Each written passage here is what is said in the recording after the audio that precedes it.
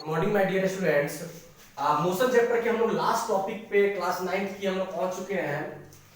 Physics की chapter 1 है आपका circular motion and uniform circular motion.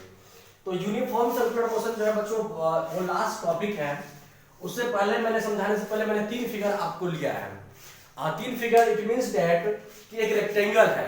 तो रेक्टेंगल में क्या होता है कि एक बॉडी जो है वो समझिए कि इस पॉइंट से स्टार्ट होता है, ए पॉइंट से स्टार्ट करता है, फिर यहाँ बी तक जाता है, बी के जाने के बाद फिर यहाँ पे डायरेक्शन चेंज होता है, फिर यहाँ पे डायरेक्शन चेंज होता है, फिर नेक्स्ट यहाँ पे डायरेक्शन चेंज होता है। मतलब कि ये जो है रेक्टेंगल में चार साइड होते हैं तो उसका चार बार डायरेक्शन चेंज हो रहा है।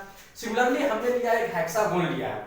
हेक्सागोन में कितने साइड होते हैं देखिए, यहाँ ये बॉडी यहाँ से स्टार्ट हुआ, फिर यहाँ का डायरेक्शन चेंज हो गया, फिर यहाँ से स्टार्ट हुआ, यहाँ डायरेक्शन इसका चेंज हो गया, फिर यहाँ से डायरेक्शन चेंज हो गया, फिर यहाँ से डायरेक्शन चेंज, फिर यहाँ से डायरेक्शन चेंज।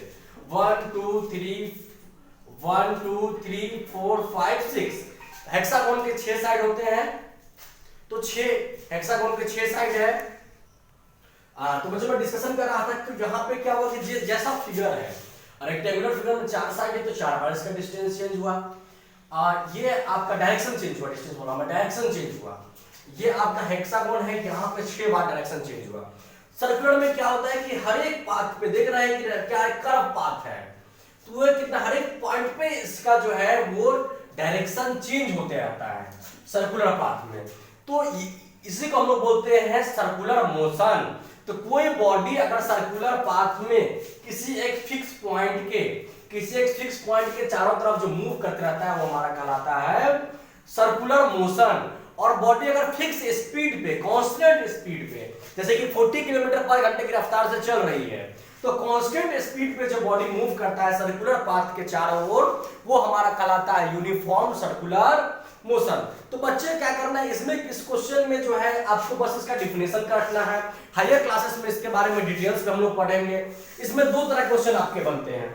क्वेश्चन क्या बनेंगे कि पूछेगा आपको कि हाफ राउंड में जाने के लिए इसका वेलोसिटी बताइए क्या होगा। तो हाफ राउंड में जाने के लिए वेलोसिटी इक्वल टू होता है डिस्प्लेसमेंट बाय टाइम टेकन। तो हाफ राउंड का जो वेलोसिटी, हाफ राउंड का डिस्प्लेसमेंट हो जाएगा, इट मींस दैट कि यहां से लेकर के यहां तक का जो डिस्टेंस है हमारा, समझ गए, तो डिस्टेंस हमारा क्या होता है शॉर्टेज स्ट्रेट लाइन। तो ये हमारा जो डिस्टेंस तो यहां से लेकर के यहां तक होगा, लेकिन डिस्प्लेसमेंट जो होगा वो स्ट्रेट होगा। तो इसमें डिस्टेंस जो हो जाएगा हाफ राउंड का, डिस्टेंस ऑफ हाफ राउंड का डिस्टेंस आपको हो जाएगा, ये ऑलरेडी हम लोग इस तरह क्वेश्चन जो है डिस्टेंस डिस्प्लेसमेंट में किए थे, फिर भी मैं करा रहा हूं। हाफ राउंड का हो जाएगा 2 पाई आर डिवाइडेड बाय 2, तो पाई आर हो जाएगा। और अगर डिस्प्लेसमेंट हाफ राउंड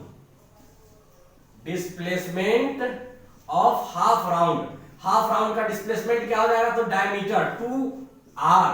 और इसमें फिर एक और क्वेश्चन पूछेगा आपका डिस्प्लेसमेंट ऑफ फुल राउंड का डिस्टेंस क्या होगा।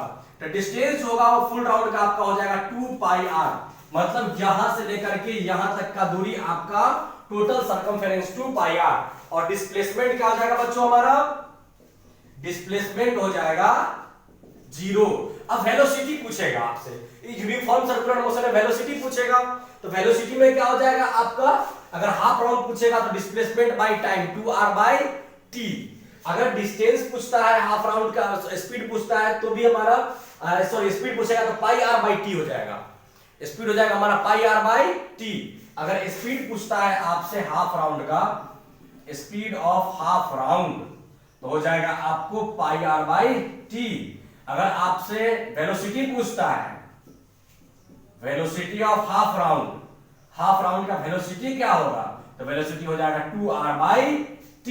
अगर वही आपका फुल राउंड का अगर स्पीड पूछता है, स्पीड ऑफ फुल राउंड, तो फुल राउंड का स्पीड हो जाएगा आपको 2 पाई r बाय t। और वेलोसिटी हमारा हो जाएगा 0। वेलोसिटी हमारा हो जाएगा 0 क्योंकि डिस्प्लेसमेंट बाय टाइम, तो 0 बाय t इक्वल टू 0। यही बच्चे हैं आपका uniform circular motion and uniform circular motion. आपका चैप्टर हो गया अब ये कंप्लीट। चैप्टर 1 मोशन कंप्लीट हो गया। अब आपको क्या करना है बच्चों, इसका तो नोट्स जो है इसको आप खुद से कर सकते हैं। अगर आप बोलेंगे कि सर आप नोट सेंड कीजिए तो मैं आपको नोट सेंड कर दूंगा PDF, लेकिन मुझे लगता है अगर खुद से जो नोट्स बनाया जाए तो ज्यादा बेनिफिटेड होगा। उससे भी ज्यादा अच्छा काम है, अगर नोट्स बनाने में भी अगर प्रॉब्लम हो रही तो सबसे बढ़िया मेरे नजर में जो उपाय समझ में आ रहा है मुझे, वो ये है कि आपके एस चांद का जितना क्वेश्चन आंसर है, सारे बच्चे ने, मुझे उम्मीद है कि एस चांद बुक ले लिए होंगे। जो बच्चे नहीं लिए हैं वो बहुत पीछे हैं, बहुत मतलब कि समझिए कि आप समय के साथ नहीं चल रहे हैं।